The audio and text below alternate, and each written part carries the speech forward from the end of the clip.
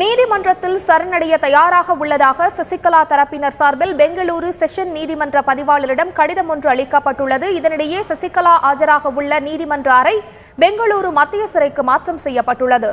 அது குறித்த கூடுதல் விவரங்களை அங்குள்ள எமது செய்தியாளர் ராஜாவிடம் கேட்போம். வணக்கம் ராஜா, சசிகலா ஆஜராக உள்ள நீதிமன்ற அறை எதுக்காக மத்திய சிறை வளாகத்திற்கு மாற்றப்பட்டிருக்கு? பரப்பன அக்ரஹார வளாக பகுதியில் 144 தடை உத்தரவு பிறப்பிக்கப்பட்டிருக்கா?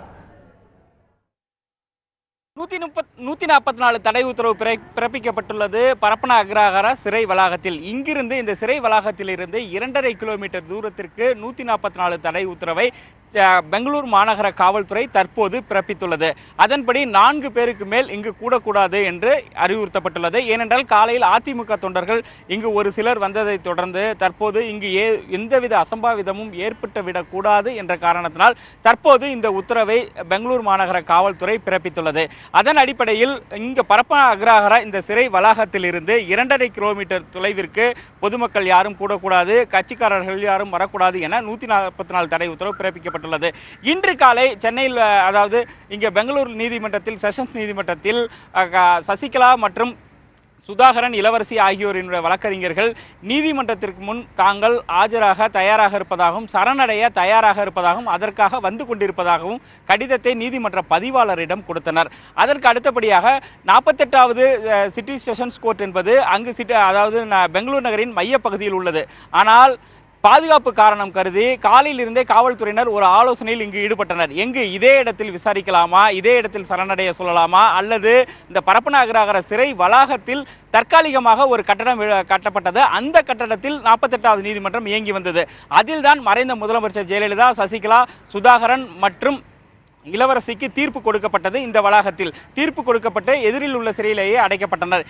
இன்றும் அதே இடத்தில் நீதிபதி அஸ்வத் நாராயணன் முன்னிலையில் இவர்கள் இன்று மாலை சரணடைகின்றனர். சரணடைந்த பிறகு அடுத்த கட்டமாக என்ன பண்ணலாம் என்பது குறித்து நீதிபதி முடிவு செய்வார். அந்த ப்ரொசீஜர் என்னென்ன அந்த நடைமுறைகள் உள்ளன என்பது குறித்து ஆராய்ந்துவிட்டு அதற்கான அந்த செயல்படுத்திவிட்டு இவர்கள் இந்த சிறையில் அடைக்கப்பட உள்ளனர்.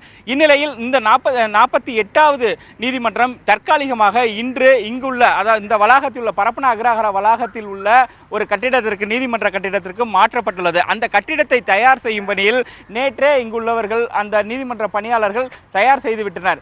இந்நிலையில் நீதிபதி அஸ்வத் நாராயணன் இங்குதான் வந்து அவர் இன்று மாலை இந்த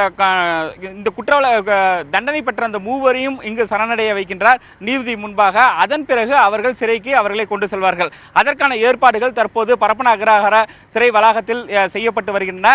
காவல்துறையினர் வந்து நேற்றை விட தற்போது இங்கு அதிக அளவில் குவிக்கப்பட்டுள்ளனர். ஏனென்றால் ஏற்கனவே மறைந்த முதலமைச்சர் செல்வி ஜெயலலிதாவுக்கு தண்டனை கொடுக்கப்பட்ட இந்த வழக்கில் இங்கு தண்டனை கொடுக்கப்பட்ட போது ஏராளமான அதிமுக தொண்டர்கள் இங்கு வந்தனர். சட்டம் ஒழுங்கு பெரிய பிரச்சனையாக இருந்தது. 2-3 தடவை கூட 144 தடை உத்தரவு போடப்பட்டது. அதுபோன்று எதுவும் சட்டம் ஒழுங்கு பிரச்சனை ஏற்பட்டுவிடக் கூடாது என்ற காரணத்தினால் தற்போது காவல்துறையினர் அந்த பகுதியில், இங்கிருந்து ஒரு 500 மீட்டர் தொலைவில் நீதிமன்ற வளாகம் உள்ளது, அந்த பகுதியில் அதிக அளவில் காவல்துறையினர் குவிக்கப்பட்டுள்ளனர்.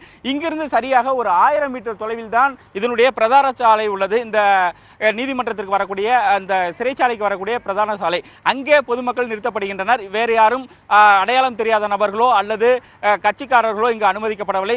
பத்திரிகையாளர்கள் மட்டும்தான் இங்கு அனுமதிக்கப்படுகின்றனர். இந்த பகுதியில் தற்போது 144 தடை உத்தரவு போடப்பட்டுள்ளது.